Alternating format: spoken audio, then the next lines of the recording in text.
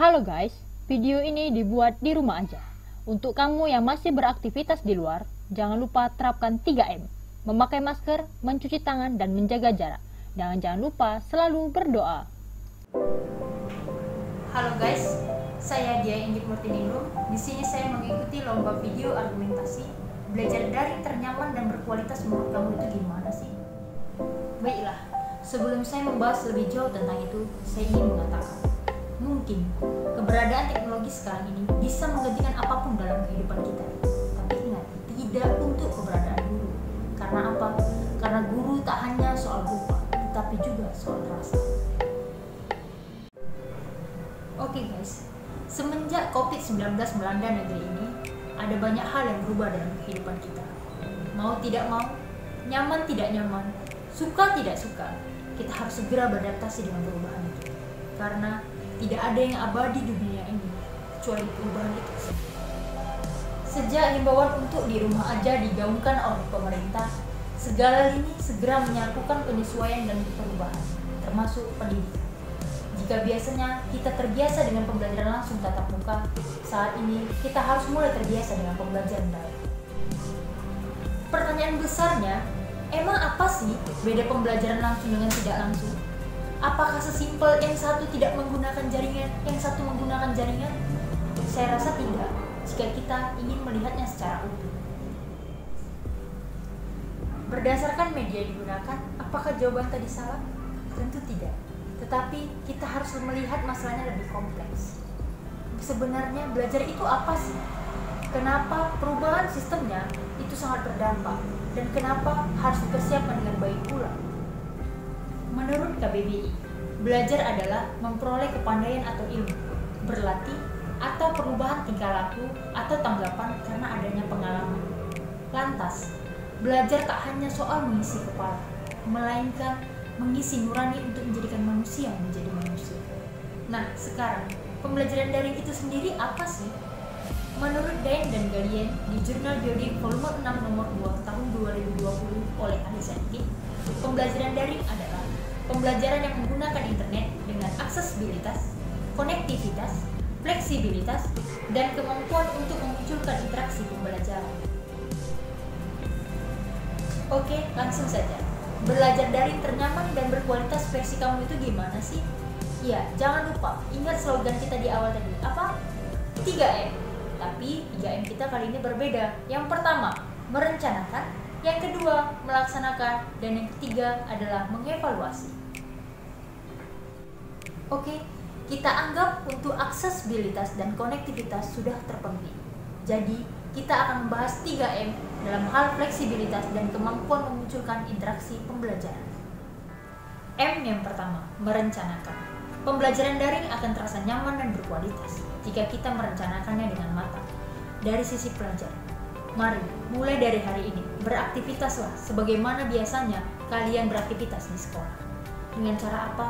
Mulai bangun pagi, mandi, sarapan, membersihkan ruang belajar, dan menyediakan alat-alat penunjang pembelajaran.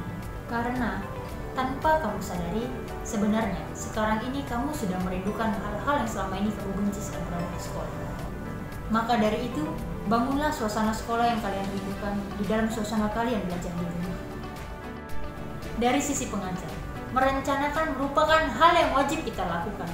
Ingat Pak, Bu, yang kita sampaikan tak hanya soal repetisi, tetapi juga harus ada rasa yang tersampaikan pada murid-murid kita. Murid-murid kita juga membutuhkan sosok yang memotivasi mereka, sosok yang menginspirasi mereka, sosok yang mereka segani. Karena apa? Jika mereka tak membutuhkan kita, tak ayal belakangan ini para orang tua mengeluh ketika mendampingi anaknya belajar di rumah. Karena tanpa perencanaan, semua yang kita ajarkan sia-sia. Mungkin tanpa kita sadari, murid-murid kita merasa jenuh jika yang hadir tulisan seperti ini. Nah, tolong kerjakan halaman 32-35, 2 hari lagi dikumpul. Atau kita hanya mengirim video yang kita download dari sosial media. Atau kita hanya mengatakan, oke, hari ini kita ujian, tolong dikumpul. Kita harus memahami bahwa yang mereka butuhkan adalah kehadiran kita, meski melalui virtual saja. M yang kedua, melaksanakan. Dari sisi pelajar, fase ini tidak kalah pentingnya dengan fase awal tadi. Jika jika di fase awal tadi, faktor eksternal merupakan hal yang sangat penting, maka di fase ini, faktor internal yang sangat berpengaruh.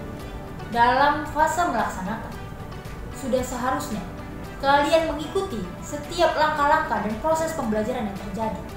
Niatkan hati dengan sepenuhnya untuk mengikuti pembelajaran dengan sebaik-baiknya. Karena dengan segala fasilitas yang apapun, jika kalian tidak pernah meniatkan untuk belajar sesungguh-sungguhnya, semua itu hanya akan sia-sia belaka. Dari sisi pengajar, sebaiknya untuk melaksanakan pembelajaran daring, kita harus memperhatikan durasi proses pembelajaran yang kita lakukan. Jikalau tetap harus memenuhi waktu yang telah ditentukan, usahakanlah di 20 detik pertama yang kita tampilkan kepada anak-anak, hal-hal itu merupakan hal-hal yang membuat mereka terkesan, membuat mereka tertarik, termotivasi untuk belajar. Karena apa? Generasi sekarang ini, jika di 20 detik pertama itu tidak mengesankan, mereka akan sulit untuk mempertahankan keadaannya untuk tetap fokus dan tertarik apa yang dilihatnya. Oke guys, yang ketiga adalah mengevaluasi. Proses ini akan mampu menjawab segala kegundahan kita tentang rasa nyaman dan nilai berkualitas yang kita inginkan. Bagaimana fase ini bisa begitu sangat penting? Ya, benar. Jawabannya adalah orang tua. Orang tua merupakan elemen terpenting selama proses pembelajaran daring. Sukses atau tidaknya, hal merencanakan, melaksanakan yang sudah dilakukan oleh pihak pertama dan pihak kedua juga turut andil ditentukan oleh orang tua. Proses evaluasi akan terjadi jika orang tua itu sendiri melakukan kontak dengan anaknya, bertanya proses apa yang sudah mereka jalani selama belajar di rumah. Begitu pula, Pak, Bu, ayo bangun komunikasi dengan guru anak-anak kita. Pada akhirnya, mungkin standar rasa nyaman dan berkualitas setiap orang berbeda. Dan jika pada akhirnya, pada titik temu juga tidak bertemu, minimal standar kita jaraknya tidak jauh berbeda. Perubahan pasti akan memberikan rasa tidak nyaman. Tapi ayolah, rasa itu hanya soal waktu bukan? Lantas marilah mulai membiasakan diri untuk melakukan dengan apa yang sudah kita niatkan. Belajar daring akan nyaman dan berkualitas jika 3M tadi telah kita laksanakan dengan penuh kesadaran. Mulai dari sekarang, berhentilah untuk mengeluh dan memberikan kesalahan kepada orang lain. Mari mulai beradaptasi dan bersinergi.